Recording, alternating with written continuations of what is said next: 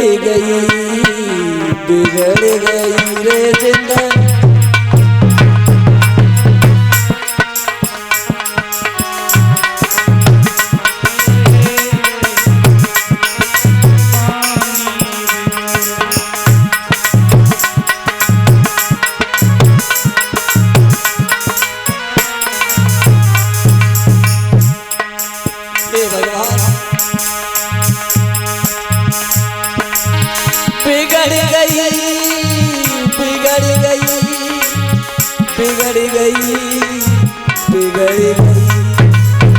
बिगड़ गई जिंदगानी मेरी बिगड़ गई।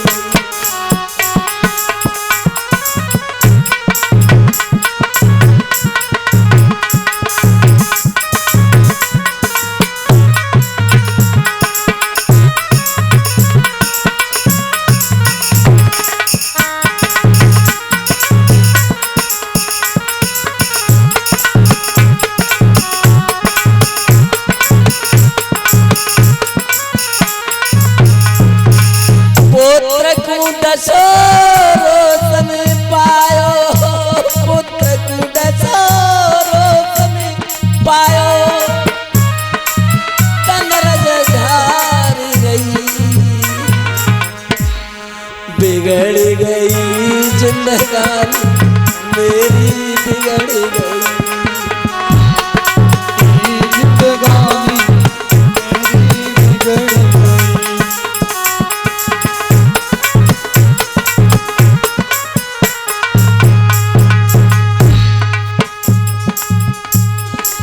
काशी में बड़े बड़े दुख उठाए,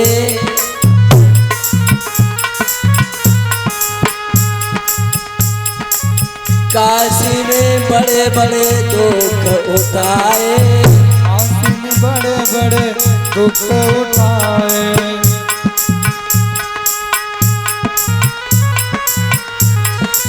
बड़े बड़े झोंका विपत्ति के आए, बड़े बड़े झोंका विपत्ति के आए। मिट गई दामन सानी मेरी बिगड़ गई। बिगड़ गई जिंदगानी मेरी बिगड़ गई।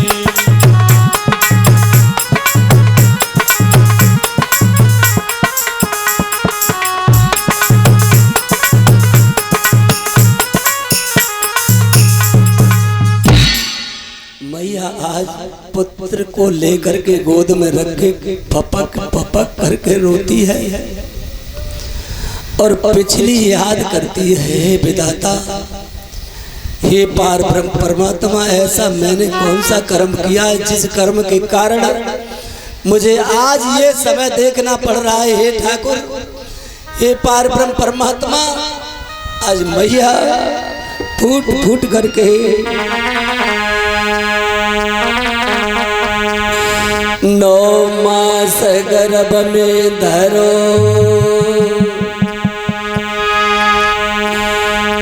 नींद भरे सोयो काया में।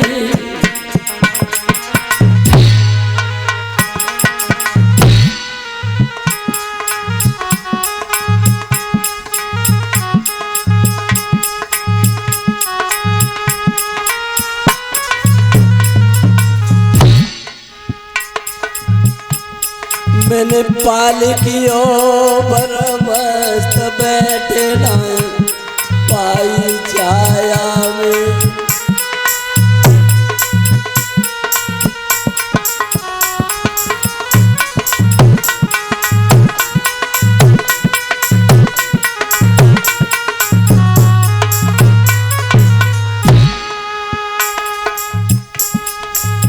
अरे को प्रेम पे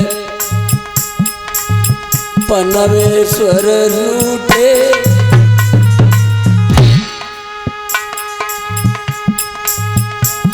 और राजपाट छिन गयो आई हम काशी में लूटे।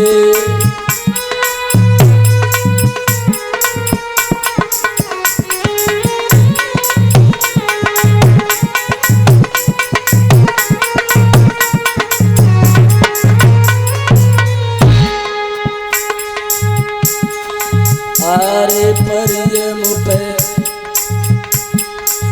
करजा की तंगी,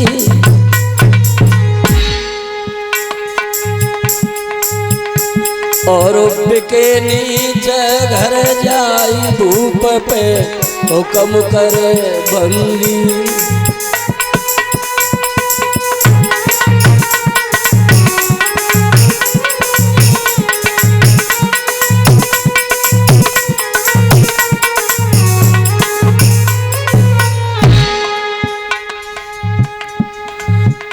और बिके नीचे घर जाई धूप पे हुक्म करे बंगी।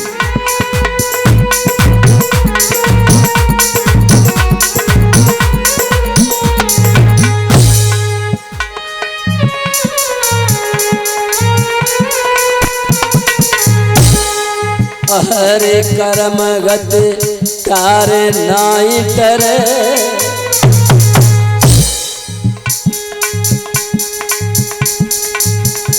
और राजा हरिचंद आजू बंगी घर नीरु भरे।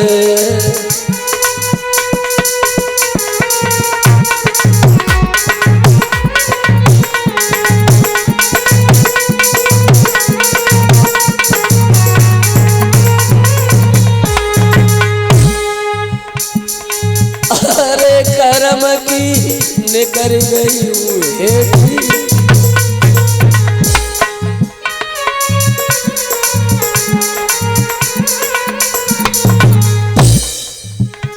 और मारे धरनी से मूड़ फोड़ लई भोयनु की चोटी।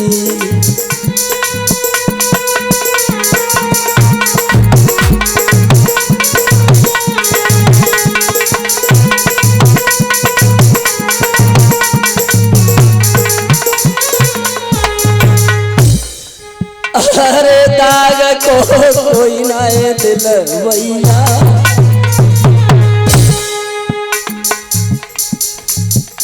और पीछे भंवर मजेदार डूबे गई काशी में नैया।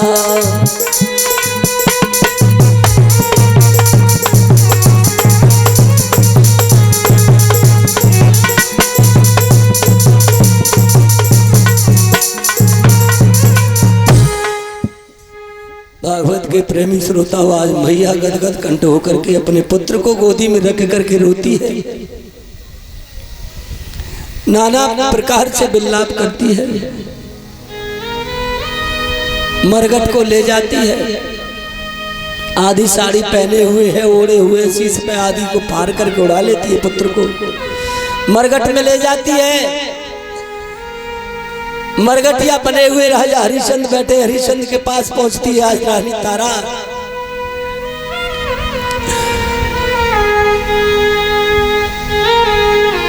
प्रेमी श्रोताओं, हरिश्चंद देखता है, खड़ा हो जाता है लाठी लेकर के।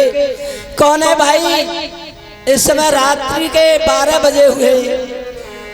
अरे भैया सुनसान है, इस समय तू क्या कर रहा है? यहाँ कौन है? राजा की आवाज को पहचान लिया मैया ने, आवाज लगाई, महाराज मैं तुम्हारी प्राण प्यारी पत्नी तारा हूं। तारा, तू इस समय यहाँ क्यों आई है? हे पिया, तुम्हारे पुत्र रोहतास को सर्प ने डस लिया है, उसका निधन हो गया है। क्या? उसका निधन हो गया है। महाराज हरिश्चंद ने सुना, पुत्र को देखा, मूर्छा आ गई।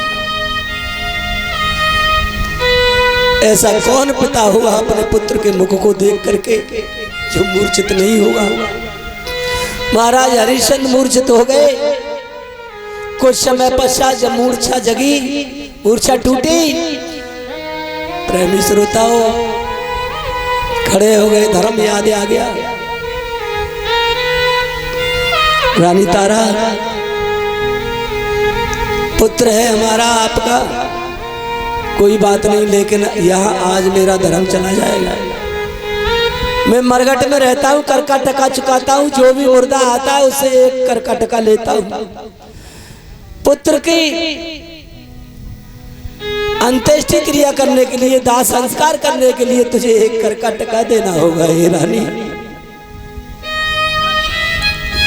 काहे पिया, इस समय मेरे पास कुछ नहीं है।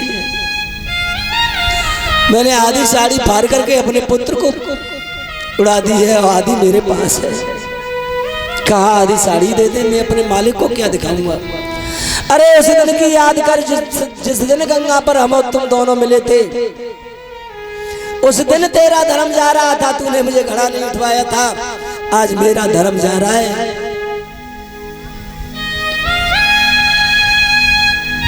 मैया को मूर्छा आ गई। इतनी बात सुन करके गैर होश हो गई मैया, और राजा हरिश्चंद्र ने आगे बढ़ करके पल्लू खींच लिया और पल्लू का झटका लगा, मैया की मूर्छा टूट गई। दोनों प्राणियों ने अपने पुत्र को टकटकी लगा करके देखा, भगवान की माया, दोनों को मूर्छा आ गई। इधर में विश्वामित्र आए, दोनों प्राणी मूर्छा में पड़े हुए। मूर्छा में ही हरि की इच्छा, रानी तारा और पुत्र रोहिता काशी के एक मंदिर में ले जाकर के डाल देते हैं। मुख से खून लगा देते हैं मैया तारा के। काशी में आवाज लगा देते हैं, अरे काशी के लोगों, इस काशी में एक डायन आई है, उसने किसी के पुत्र को डस लिया है, मंदिर में जाकर के देख लो। नंगर के सभी नर नारी दौड़ करके आते हैं, मंदिर में ये दशा देखते हैं।